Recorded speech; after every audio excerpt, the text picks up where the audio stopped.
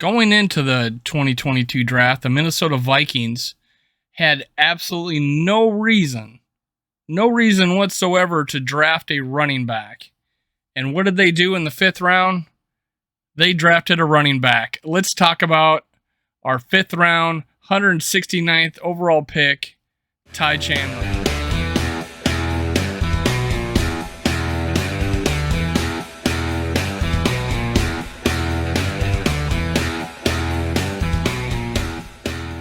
Welcome to Minnesota Sports Talk. I'm your host, David Chelsky. You can follow me on Twitter at ScoWorld and at MN Sports Podcast.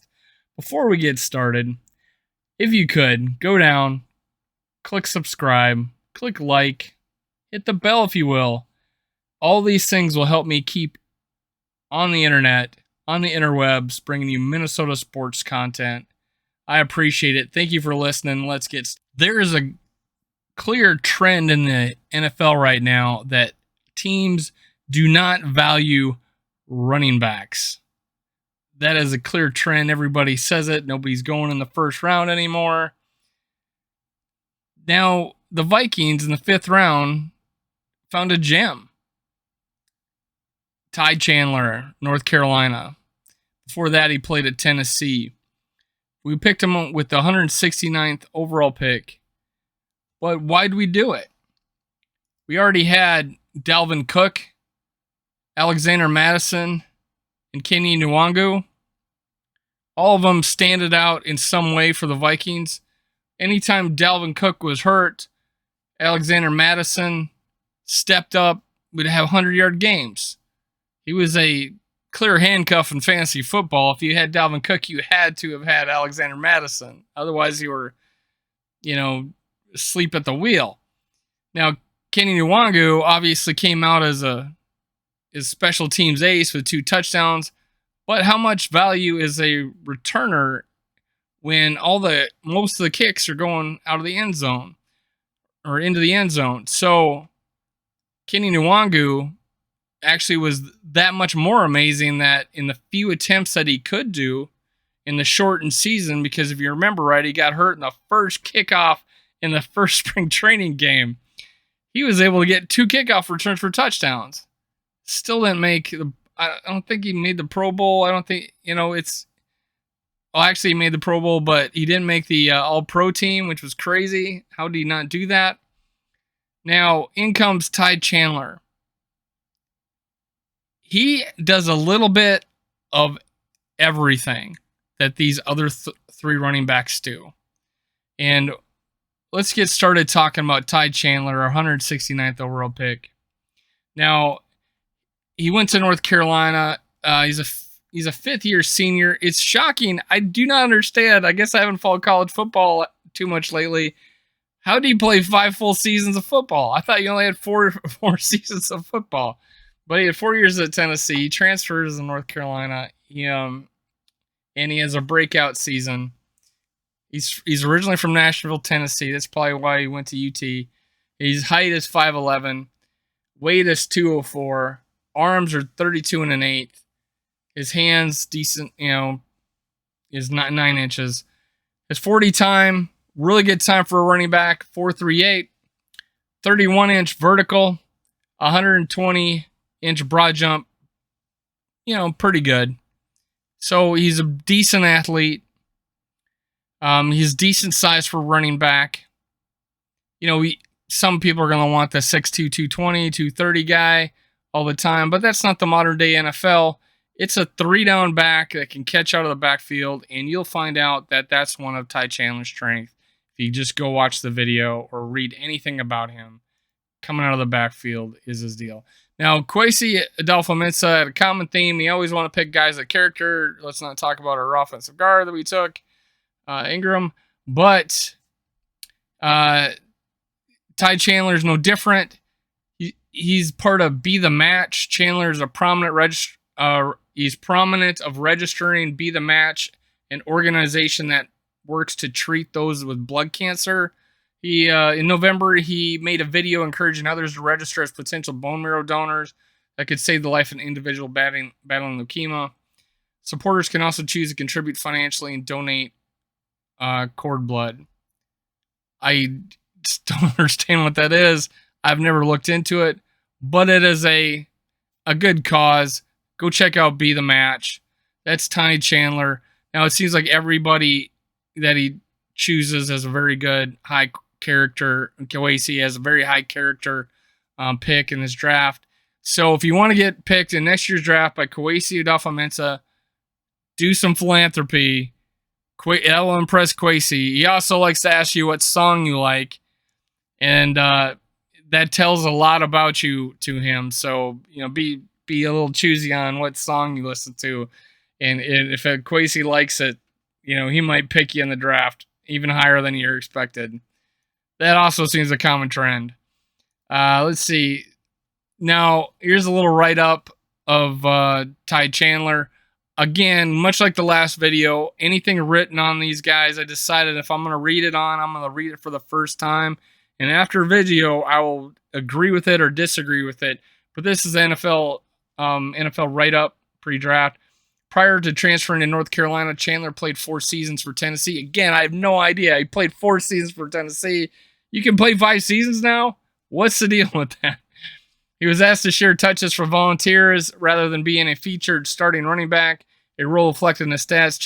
Chandler totaled 2,046 yards and 26 touchdowns, 421 carries for Tennessee. And pretty average. He's like 4 yards per carry. I think the most he had was 600 yards. Chandler grew up in Nashville, Tennessee, and attended Montgomery Bell Academy. That's their powerhouse football team there, where he was rated as consensus 4-star prospect and one of the nation's top 100 recruits. Pretty impressive. Chandler rushed for 2,252 rushing yards and 39 touchdowns as a senior in 2016, helping him earn his second Division II AA Tennessee Mr. Football Award. He also received honors following his junior season, which he ran for 2,558 yards and 31 touchdowns. He was a high school phenom, highly recruited, top 100 talent, 4-star athlete going to college. Tennessee put him into a running back carousel.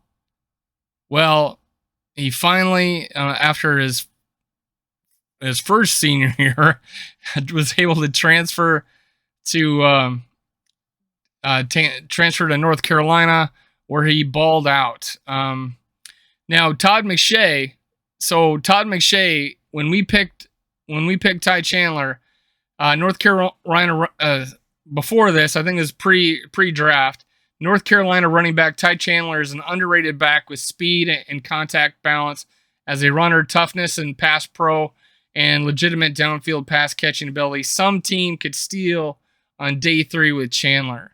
So already Todd McShay, who I respect, said, hey, look at this guy. Someone's going to be able to steal him on the 3rd day. Vikings were able to do it in the 5th round. Now, replying to McShay on the same feed on Twitter, Mel Kiper, who has decided to do this competitive, just needling McShay every chance he gets. I think it's to draw more ratings. Yeah, he's smart when it comes to that. He says, good point, Todd. Too bad you copied it from me. So apparently Mel Kiper had the same thing. He was high on Ty Chandler. Now, this is the NFL's NFL.com's write-up pre-draft of Ty Chandler. His impressive 2021 should pump up some life into Chandler's draft stock. After sharing carries at Tennessee, Chandler took a bigger bite out of the pie at North Carolina, seeing spikes in yardage, yards per carry, and touchdown production. He's a smooth strider who can become a little disjointed when processing and attacking the blocking scheme. Chandler needs to turn up the play speed in the early stages to attack the fleeting run lanes he will see in the pros. In a deep running back draft, Chandler's ability to catch passes and return kicks should help improve chances of being selected on day 3. So if Ty Chandler can be a 3rd down back to start out of the blocks and can return kicks, this threatens Kenye's role as our kick returner and 3rd string running back. If you saw Kenye get in there last year when he played running back, he didn't have an immediate burst. He didn't have a vision. He got stuffed at the line a lot. He didn't break out on any plays. So his ability as a running back is still in question. Kick return ability, no question there. But if you can get two positions for one, that threatens your position. Now, I can agree that the lanes will close. He does show patience. However, he needs also a sense of urgency in the NFL because those lanes do close better. This guy, we'll get into it more with his strengths and weaknesses. This may come up, and I'll talk about it for a little bit. He posted a breakout season a single year at North Carolina. Sam Howell was his quarterback too, so you got to think he's got an NFL quarterback. They threw the ball. This guy ran for 6 yards per carry at North Carolina. He looked amazing. He had vision. He had patience for the whole. He made the right decisions. He caught the ball out of the backfield. He had to play an Odell Beckham style one-handed grab, landing on his back. I believe it was for a first down near the goal line for Carolina. This guy's ball skills, but he's an impressive runner. Follows blocks and uses them as shields. It's dead on. Every video I saw, he's following the blocks. He reads and then explodes. And you can tell that by his 40 time that he is fast. Patient on blockers to do their thing. Agreed, 100%. Stays low and coiled to absorb, manage run contact. Haven't seen much of that. So I can't really tell you what I feel about that. Build up speed once he's in the open field. He is a breakaway threat. He's fast. He's just fast. Pass catching threat with soft, sure hands. That shows up in all his film on catching the ball. Attacks linebackers down the seam. He runs by him is what it means. Catches through heavy collisions. I just mentioned that. So yeah, he does catch the ball in traffic. Background as a kick returner. Always an added bonus down the road. Takes time to process the lane and hit the gas. He shows his patience in college. I think I don't see him hesitating when he sees the hole. He busts through it. So I think they're just saying, hey, this isn't college anymore. Hey, you got to hit the hole a little faster. But honestly, his first step is amazing. It says leggy stride, slow quickness out of downhill cuts. I totally disagree with that. 100% disagree with that. It's like, hey, I'm just going to talk about stuff like I've never seen a video of them before. The guy makes cuts and goes. I totally disagree with that. Needs to get pad squared early in the run. Lacks suddenness getting in and out of cuts. Crap. Absolute crap. Average run finisher. Don't even know what that means, but I guess he doesn't want to go to contact, which is probably a good thing in the NFL and keeps you on the field. Play pace needs to quicken through the line. Again, they're talking about, it's college. It's going to be different in the NFL. This guy's not, he needs to improve on that. Again, average elusiveness in space. I can see that. That is something I can agree with. There's this thing where he's like hitting a corner and he's kind of swinging his arm. It's not like he cuts on a dime. Unfortunately, he is a one-cut downhill runner. I feel, but I do believe he's not gonna break any ankles or send jocks to the ceiling. But honest to God, his vision is great. He follows his blocks. He reads and reacts to his blocks. Everything about this running back screams that, hey, he's just a fifth rounder because the NFL doesn't value running backs anymore. And the fact that he's a 1-year wonder, just like Kyle Pickett or Kenny Pickett was as a quarterback for Pittsburgh, one-hit wonder. It's because of the scheme that he was in at Tennessee, also not being that great, sharing carries, not the feature back. He goes to Carolina and just balls out 6 yards per carry, 1,300 yard total with receiving and running. He's a great pick. I think he's one of our 3 steals in this draft. I think he's one of the 3 steals in this draft. And I'll be talking about the third one. The first one is Andrew Booth Jr. Second one is Ty Chandler. Third one I'll talk about probably in my next video. I appreciate it. Thank you for listening. Again, click like, click subscribe.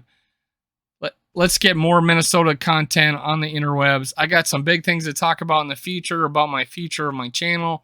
Stay tuned. Have a great day. Talk to you soon.